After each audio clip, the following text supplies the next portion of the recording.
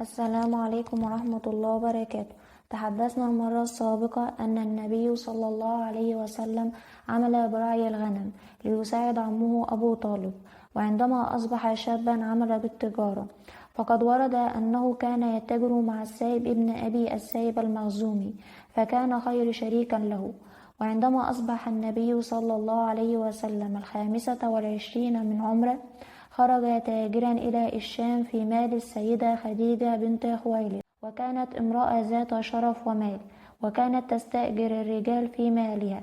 فلما سمعت عن صدق وأمانة الرسول صلى الله عليه وسلم، أرسلت إليه وأعرضت عليه أن يخرج في مال الله إلى الشام تاجرا مع غلام لها يقال له ميسرة، فقبل الرسول صلى الله عليه وسلم وخرج في مالها. ولما عاد النبي صلى الله عليه وسلم إلى مكة، ورأت السيدة خديجة ما ربحت تجارتها بفضل صدق وأمانته، علاوة على ما أخبرها به ميسرة عما رآه من صدق وطهارته، وأنه كانت تظله غمامة طوال رحلته. ومن ثم فقد أرادت السيدة خديجة في الزواج منه، وطلبته لنفسها عن طريق صديقتها نفيسة بنت منية، على الرغم أن كثيرا من أشراف قريش طلبها للزواج ولكنها رفضت. فوافق النبي صلى الله عليه وسلم وكلم أعمامه فخطبوها له من عمها عمرو بن أسد، وتم الزواج بينهما، والنبي صلى الله عليه وسلم في 25 من عمره، والسيدة خديجة 40 سنة، فكانت أول امرأة يتزوج بها، ولم يتزوج بغيرها طوال حياتها، تقديرا لدورها المؤثر في بوادئ الدعوة الإسلامية وإخلاصها وتفانيها في دعم النبي صلى الله عليه وسلم، ومساندتها القوية له على نشر دعوته والتفرغ لها. وقد أنجبت السيدة خديجة أولاد النبي صلى الله عليه وسلم كلهم إلا إبراهيم، فأمه ماريا القبطية، وهم القاسم، وبه يكنى النبي صلى الله عليه وسلم، وزينب ورقية وفاطمة وأم كلثوم وعبد الله. موقف النبي صلى الله عليه وسلم من إشكالية الحجر الأسود.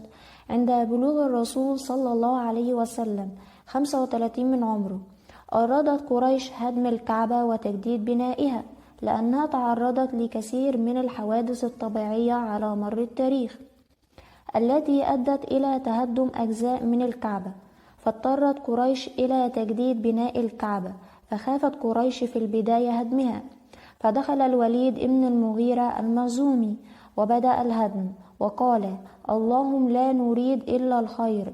فقال واحد من قريش: إذا ننتظر، فإن أصيب فلا نهدم منها شيئا.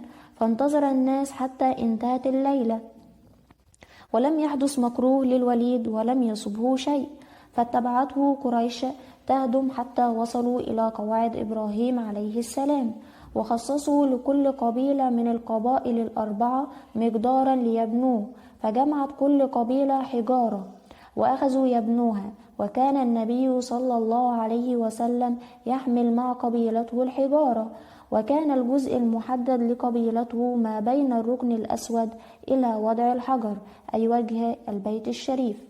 وقد تولى البناء بناء رومي اسمه باقوم حتى بلغوا موضع الحجر الأسود، وهو الحجر الذي أنزله الله سبحانه وتعالى من الجنة إلى الأرض على خليل الله اللي هو سيدنا إبراهيم عليه السلام.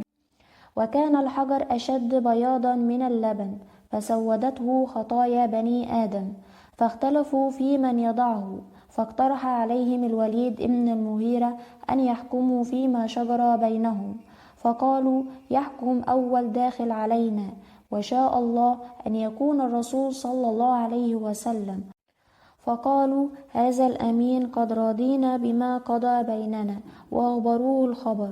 فطلب النبي صلى الله عليه وسلم رداء ووضع الحجر في وسطه، وطلب من رؤساء القبائل المتنازعين أن يمسكوا جميعا بأطراف الرداء ويحملوه جميعا، ثم أخذ النبي صلى الله عليه وسلم بيده الشريفة ووضعه مكانه على ارتفاع 1.5 متر من أرضية المطاف، وموضعه في الركن الجنوبي الشرقي من الكعبة. ثم أكملوا البناء بشكله المربع حتى بلغ حوالي 15 متر، وبذلك أنهى النبي صلى الله عليه وسلم الفتنة التي اندلعت بين قريش وأوشكوا بسببها على القتال.